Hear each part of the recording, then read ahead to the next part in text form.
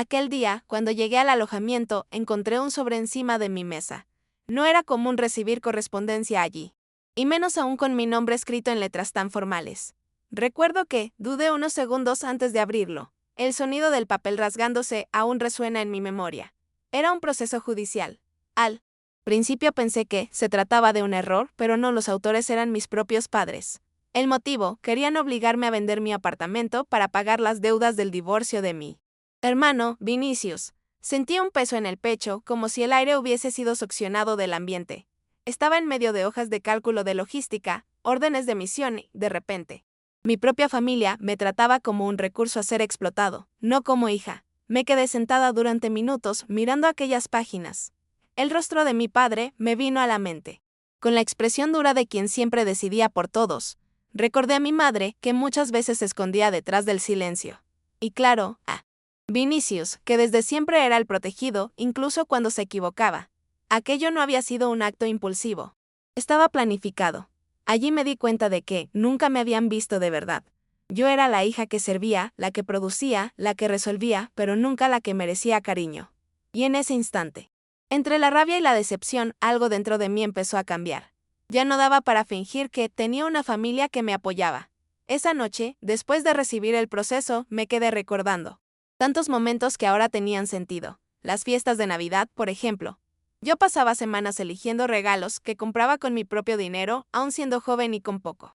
Mientras Vinicius aparecía con las manos vacías y, aún así, era tratado como un rey. Cuando lo suspendían de la escuela, siempre había una excusa preparada. Cuando yo ganaba medallas de ciencia o menciones de honor, todo era tratado como algo sin importancia. En las fotos de familia, yo siempre estaba en la esquina, sonriendo por obligación, casi borrada. Solo una persona, mi abuela Dalva, parecía verme de verdad. Ella me dijo una vez: vas a tener que ser tu propia defensa. Nadie aquí lo hará. Nunca olvidé esa frase. Fue justamente con ese pensamiento que, a los 17 años, tomé la decisión de ingresar en la escuela de sargentos. Necesitaba un lugar que me moldeara, que me diera propósito, ya que en casa nunca tuve ese espacio. La rutina era brutal: barro hasta las rodillas, sudor escurriendo por los ojos, miedo constante y la orden de no mostrar jamás debilidad. Aprendí a tragar el llanto, a controlar la respiración incluso cuando el corazón se disparaba en patrullas bajo ataque. Allí encontré el respeto que nunca tuve en casa. El uniforme no era solo un uniforme, era mi identidad. Lo que no recibía de afecto de la familia, lo encontraba en el honor conquistado con esfuerzo diario. Con el tiempo, logré ahorrar un poco de dinero. No era mucho, pero era fruto de años de disciplina, de guardar cada centavo que sobraba de las misiones. Así fue como realicé uno de los mayores sueños de mi vida. Compré un pequeño apartamento en Brasilia, en el bloque 3 de un conjunto sencillo. Para mucha gente, era solo un lugar común, pero para mí, cada detalle significaba conquista. Yo misma pinté las paredes, compré muebles usados, arreglé la terraza y planté orquídeas. Allí, por fin, tenía algo que era solo mío, construido sin depender de nadie. Mientras Vinicius gastaba todo en fiestas, tarjetas reventadas y viajes de fachada, yo construía mi hogar silencioso, sin alarde. Poco tiempo después, llegó su boda con Duda Lobo, una influencer conocida, en una fiesta lujosa, llena de luces y fotógrafos. Yo lo vi de lejos, sabiendo exactamente de dónde venía ese dinero, préstamos y deudas que mis padres se esforzaban por ocultar. Recuerdo las palabras de mi madre: antes del evento, no es tu obligación aparecer. Y de hecho, no fui, porque en el fondo yo sabía y siempre supe que para ellos era más fácil borrarme que reconocerme. Preferían vivir de la imagen del hijo perfecto, aunque fuera una mentira. Mientras la hija que se mataba trabajando era mantenida en silencio. Pasaron los años y la fachada comenzó a desmoronarse. Duda expuso públicamente a Vinicius, hablando de las traiciones y de las adicciones al juego. De repente, el hijo perfecto se convirtió en titular por los peores motivos. Yo lo seguí a distancia, sin ninguna sorpresa, solo que mis padres no soportaron la idea de perder el último trofeo que aún ostentaban. Empezaron a llamarme pidiendo ayuda financiera, intentando convencerme de que era solo una mala fase y que la familia necesita estar unida. Cuando dije que no podía y no iba a cubrir sus deudas, la presión aumentó, y fue entonces cuando decidieron ir por el camino que jamás habría esperado: demandarme. Recuerdo el domingo en que me llamaron para una conversación en familia. Fui, aún sabiendo en qué iba a terminar. La mesa estaba puesta, pero el clima era pesado. Fueron directos: querían que yo vendiera mi apartamento para salvar a Vinicius. Mi padre dijo que era lo mínimo que yo debía como hija. Y mi madre lloraba repitiendo que si yo realmente amara a mi hermano, no dudaría. Respiré hondo y respondí. Sin temblar, el amor no paga deudas que no son mías. El silencio que siguió fue casi ensordecedor. Yo sabía, en ese instante, que no había vuelta atrás, después de aquella reunión. Volví a casa todavía temblando, pero no de duda sino de rabia. Decidí revisar mis propias finanzas, solo para asegurarme de que nada más estaba siendo usado en mi contra. Fue cuando encontré algo que me quitó el suelo, un financiamiento antiguo a mi nombre, con firma falsificada. El valor era alto, y yo jamás habría autorizado aquello.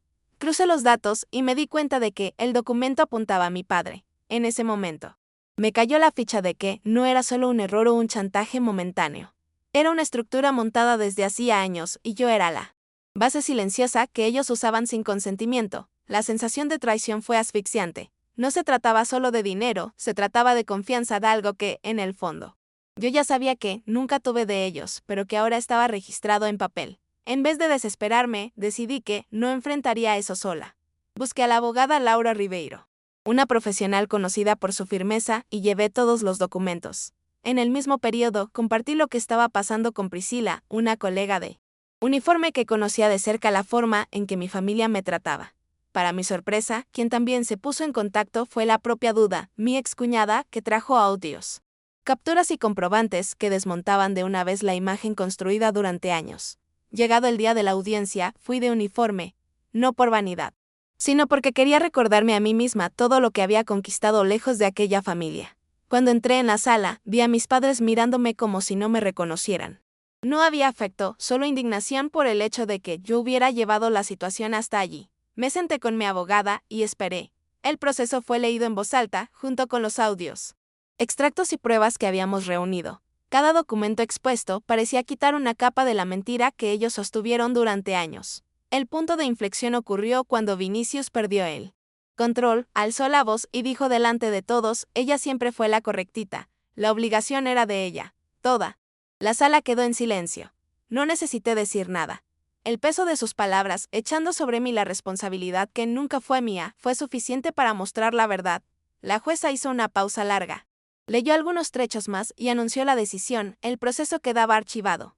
Además, se determinó restitución y una medida de protección a mi favor. Mis padres salieron cabizbajos. Y por primera vez no sentí ninguna culpa. Cuando volví a casa ese día, lo primero que hice fue regar mis orquídeas. Parecía un gesto pequeño, pero para mí tenía un peso enorme. Mientras el agua caía en las macetas, pensé en cómo todo podría haber sido diferente si, en algún momento de la vida, ellos me hubieran mirado con el mínimo respeto. Pero no lo hicieron, y ahora eso ya no me importaba. No había victoria grandiosa, ni celebración, había solo paz. La paz de saber que ya no necesitaba justificarme ni cargar culpas que nunca fueron mías. En el ordenador vi un email nuevo en la bandeja de entrada. Era de mi padre, queremos conversar. Leí esas 3 palabras algunas veces. Como quien prueba si aún siente algo, la verdad es que no sentí rabia ni ganas de responder. Solo archivé el mensaje y cerré la pantalla. Por primera vez, me di cuenta de que el silencio no dolía. Al contrario, me liberaba. No necesitaba más explicaciones ni encuentros. Yo ya tenía la vida que siempre busqué y ahora, sin su peso, finalmente era mía de verdad. A la semana siguiente, volví a la rutina de la base. Nadie allí. Sabía los detalles, pero bastaba mirarme para percibir que algo había cambiado. Estaba más ligera, como si hubiera dejado una mochila pesada atrás. Conseguí concentrarme mejor en el trabajo. Planear misiones sin aquella tensión constante que antes me acompañaba. No se trataba de vencer a mis padres en un tribunal, sino de entender por fin que ya no necesitaba cargar la ilusión de familia que ellos insistían en vender. En uno de los turnos, me senté sola en el comedor tomando café tibio y mirando la pantalla del móvil. Vi mensajes de colegas, de amigos, gente que realmente formaba parte de mi vida, y percibí el contraste abrumador. Esos eran los lazos que yo debía valorar. Eran personas que me respetaban por lo que yo era, no por lo que podían sacar de mí. En ese momento quedó claro que nunca más aceptaría ser vista solo como soporte, como la hija que sirve para salvar a los demás. Yo era mucho más que eso. Y ahora nadie podía negarlo. Algunos días después fui al balcón de mi apartamento al final de la tarde. El sol daba suavemente sobre las orquídeas y me quedé allí un rato, observando cada detalle del espacio que conquisté. Pensé en cómo aquel lugar que para muchos sería solo un pequeño apartamento, era el símbolo de mi independencia. Era la prueba de que podía construir algo solo mío, sin depender de nadie. Y ahora, después de todo, sentía aún más orgullo de cada centímetro de allí. Tomé la llave en la mano y recordé cuando firmé el contrato de compra. Ese pedazo de metal no era solo acceso a un inmueble, era la materialización de años de esfuerzo, de noches mal dormidas, de disciplina y decisiones difíciles. El proceso que mis padres interpusieron contra mí intentó transformar eso en nada, en simple moneda de cambio.